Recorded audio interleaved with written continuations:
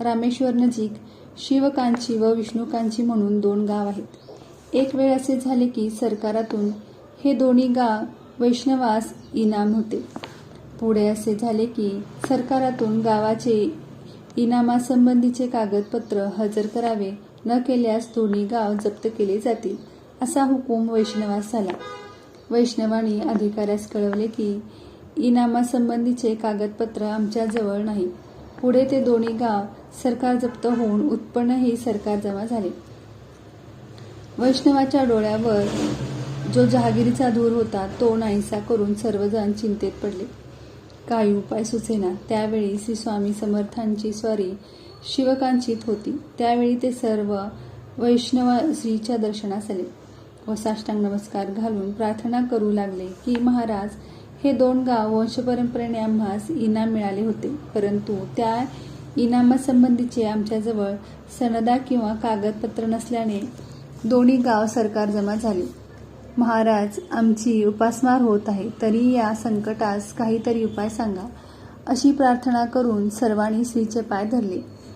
महाराजास त्यांची दया येऊन म्हणाले, जा, सर्व अधिकाऱ्यास बोलवून आणा. अशी आज्ञा होताच वैष्णवांनी अधिकाऱ्यास बोलवून आणले. महाराज म्हणाले, काय रे, आमचे गाव जप्त करून आम्हास उपाशी मारता काय? अधिकारी म्हणाले, महाराज, सरकाराचा असा हुकूम आहे की या गावासंबंधीचे काही कागदपत्र दाखविल्यास परत गाव सोडून देऊ. समर्थ म्हणाले, जा, या समोरच्या नदीत एक मोठा दगड आहे, त्यावर लिहिले आहे, पहा.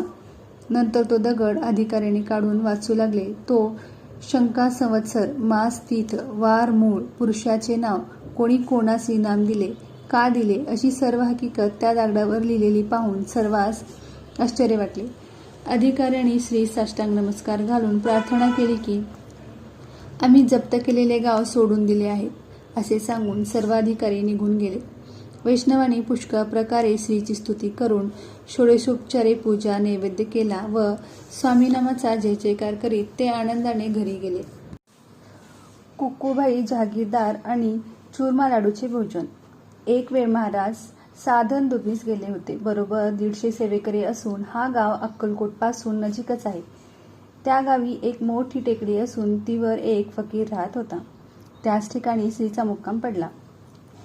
त्या दिवशी समर्थाकरिता चोळाप्पाने आपला मुलगा कृष्णाप्पा याच्याजवळ फराळाचे ताट भरून पाठविले. कृष्णाप्पाने ते ताट श्री पुढे आणून ठेवले. श्रीने त्या फकीरास बोलवून त्याच्या हातून 7 घास खाल्ले. त्या दिवशी सायंकाळपर्यंत समर्थ तेथेच होते. सेवेकरी भुकेने कासावीस झाले व श्रीची प्रार्थना करू लागले की महाराज, भूक लागली, काय करावे?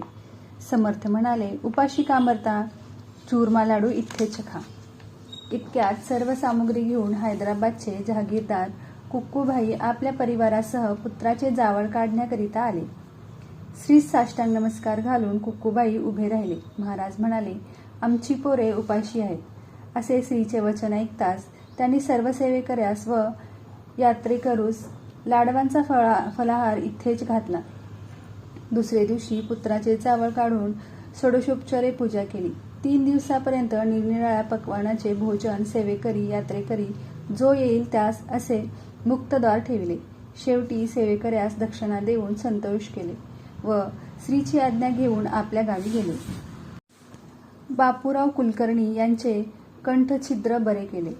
अक्कलकोटपासून 20 कोसावर लोहगाव म्हणून गाव आहे. त्या गावाचे बापूराव कुलकर्णी यास कंठछिद्र पडले होते. त्यामुळे अन्नपाणी त्या छिद्रातून बाहेर पडत असे. पुष्कळ औषधोपचार केले, परंतु गुण येईना. मग अतिशय त्रासून ते गाणगापुरास आले व ब्राह्मणाकडून गुरुचरित्राचे पारायण करून आपण ऐकले. 7व्या दिवशी त्यास असा दृष्टांत झाला की पार्थिव गणपतीची पूजा करा. त्यानंतर ते गणपतीची पूजा करू लागले. असे बरेच दिवस क्रम चालला होता. एक दिवस ते पार्थिवाची पूजा करीत असता मागून एक भुजंग अंगावर चढू लागला. हे बुवाणी पाहताच घाबरून जाऊन पार्थिव खाली पडला. त्या सरसा तो भुजंग पळाला. त्या दिवसापासून बापूच्या कंठास आराम पडू लागला. पुढे त्यास असा दृष्टांत झाला की हरिगुण वर्णन करा. इतक्यात जाग होऊन विचार करू लागले की मला विद्याही नाही व कोणाच्याही तऱ्हेचा अभ्यास नाही, तर कवित्व कसे करता येईल? परंतु आज्ञा झाल्याप्रमाणे सुरुवात केली पाहिजे. असे म्हणून 300-400 अभंग केले. परंतु प्रत्येक अभंगाचा शेवटचा चरण पूर्ण होईना. बापू चिंतातूर होऊन श्रीची प्रार्थना करू लागले. पण पुन्हा दृष्टांत झाला की अक्कलकोटी मी अवतार घेतला आहे, तर त्या ठिकाणी जाऊन श्री समर्थांना शरण जा, म्हणजे कार्य होईल. लगेच दुसऱ्या दिवशी बापू अक्कलकोटी येऊन महाराजास साष्टांग नमस्कार घालून उभे राहिले. इतक्यात श्रीने बापूच्या कंठास पायाचा अंगठा लावला व मस्तकी हात ठेवला. त्याबरोबर कंठव्यथा निश्शेष बरी होऊन पूर्ण अनुभवासहित ज्ञानप्रकाश झाला. नंतर बापूंनी अभंगाचा शेवटचा चरण लिहिला. पुढे ते दासबापू या नावाने प्रसिद्धीस येऊन संत पदवीस पावले. अशी श्रीची कृपा त्याचवर झाली. कृष्णभटाच्या भाकडगाईचे दोहन. मंगळवेढ्यास कृष्णभट कापशीकर म्हणून एक वेदशास्त्र संपन्न ब्राह्मण होता. त्याचा रोजचा नियम असा होता की गावातील सर्व देवालयात जाऊन दर्शन घेतल्याशिवाय भोजन करावयाचे नाही. पुढे शके 1767 साली श्रावण मासी मंगळवेढ्यास श्री समर्थांची स्वारी पाहिल्यानेच येऊन दामाजी पंताचे समाधीपाशी बसली होती. कृष्णभट श्रीस पाहून आश्चर्याने चकित झाला व म्हणाला, महाराज आपण कोण, कोठील? आपल्या दर्शनाने माझे समाधान झाले. तरी आता रात्र होत आली आहे, करिता आमच्या घरी येऊन आम्हास पुनीत करावे. असे म्हणून त्याने श्रीस साष्टांग नमस्कार घातला. श्री त्याची भावना पाहून त्याच्या घरी गेले. कृष्णभटाने महाराजास बसण्यास आसन दिले व घरात जाऊन बायकोस फराळाची तयारी करण्यास सांगितली. गीताबाई म्हणाली, घरात तांदूळ वगैरे काही नाही, तर आता काय करावे अशा विचारात आहे. तोच समर्थ म्हणाले, आम्हास दुधातील दशमी फार आवडते, घरात आहे तेच करा, दुसरे काही नको. मग गीताबाई भांडे व पैसे घेऊन दुधासाठी घरोघर फिरू लागली, परंतु दूध कोठेही मिळेना. आता काय करावे अशा विचारात ती पडली. आमचे प्रारब्ध दरिद्री, मग दूध तरी कसे मिळावे अशी चिंता करीत आली व कृष्णभटास सांगू लागली की आमचा जन्म व्यर्थ गेला, दूध देखील मिळेना. असे म्हणून दोघेही लज्जेने श्रीजवळ आली. इतक्यात महाराज म्हणाले, अगं, घरात गाय असून दुधासाठी गावात फिरता तुम्हाला काय म्हणावे. असे श्रीचे वचन ऐकून गीताबाई म्हणाली, महाराज गाय दूध देत नाही. आज 4 वर्ष झाली, काय करावे. महाराज म्हणाले, काय दूध देत नाही, जा भांडे घेऊन दोहण करा, म्हणजे दूध येईल. असे श्रीचे भाषण ऐकताच गीताबाई आनंद पाहून भांडे घेऊन दूध काढण्यास बसली. तो काय चमत्कार पहा. जी गाय एक थेंब सुद्धा दूध न देणारी, तिने 3 शेरचे पात्र भरून दूध दिले. मग त्याच्या आनंदास काय विचारावे. ताबडतोब गीताबाईने दुधातील दशमी करून श्रीस वाढली. ओभळतानी श्रीस साष्टांग नमस्कार घालून पुष्कळ स्तुती केली. अशी श्रीची कृपा कृष्णभटावर झाली. मंगळवेढ्याच्या जनाबाईस विठ्ठल दर्शन. मंगळवेढ्यास जनाबाई नावाची एक शूद्र स्त्री होती. ती लहानपणापासून प्रत्येक एकादशीस पंढरीची वारी करीत असे. द्वादशीस पारणे सोडून दुसरे दिवशी घरी येत असे.